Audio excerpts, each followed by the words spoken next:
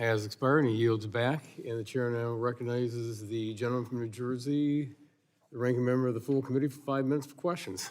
Thank you, Mr. Chairman. Mr. O'Connor, it's great to have you back here at the committee after your time on staff during the 117th Congress. But I want to pick up on something you said in your written testimony, which is that the Trump administration's actions are counter to its stated goals. And Mr. O'Connor, you already established for ranking member Castor that illegally withholding or repealing funds from the Inflation Reduction Act and the bipartisan infrastructure law would increase American utility bills. But let me ask you, would illegally withholding or repealing them make us more energy dominant or help in the case of an energy emergency, which is the president articulated? No, it would not. And I think Ms. Eversole said it best when she noted that energy projects are capital intensive and that we need to move beyond political cycles because it undermines investment certainty.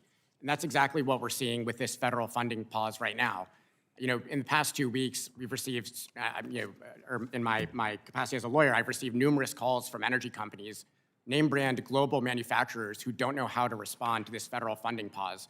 Both people who want to develop projects, right? But also the suppliers of those projects, because they don't know if the projects that they were supposed to be supplying are going to be receiving funding and moving forward. We already know that some of the, I think there was a sustainable aviation fuel facility in Montana who was supposed to receive funding from the Loan Programs Office. SAF is a place where airline companies are looking to make significant investments in the future.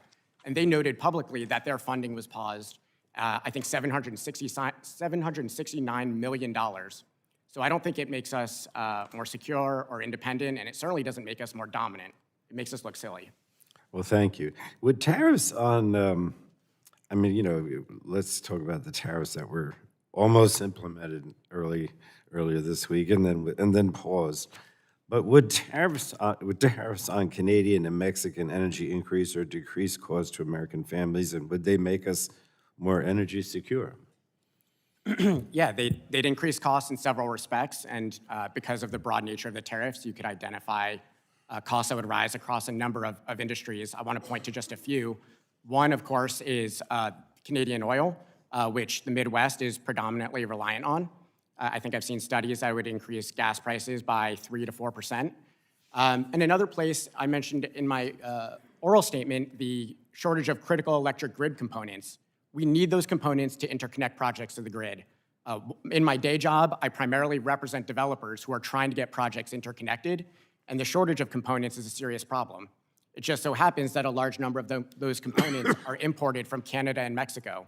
So if we were to stack tariffs on top of an already existing shortage, that would exacerbate, I think, the concerns that people have about the inability to bring new generation online. Well, thank you. Let me turn to the definition of energy in the president's order declaring an energy emergency.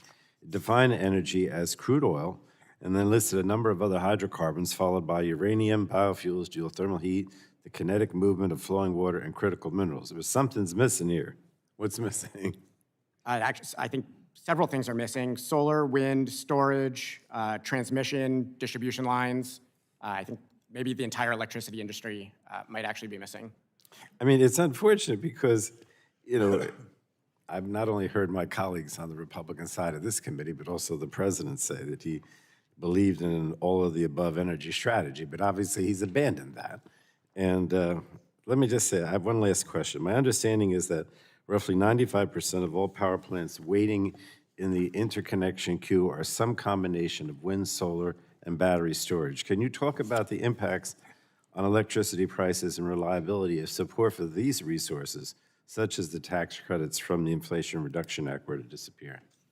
Yeah, it's a great question, and I think it harkens back to Chairman Lada's question about load growth in PJM and the role of SMRs, right? SMRs are fantastic forthcoming technology, we hope, and I'd love to see them deployed.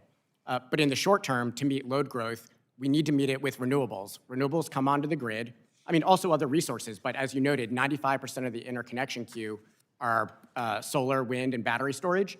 And that's because those resources only take about 2 years to bring online, as opposed to natural gas-fired power plants, which can take 4 to 5 years, and then nuclear projects, which can take 10 or more.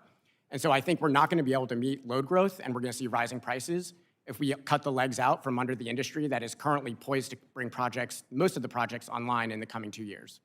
All right. Well, thank you so much. Thank you, Mr. Chairman. Thank you very much. The gentleman yields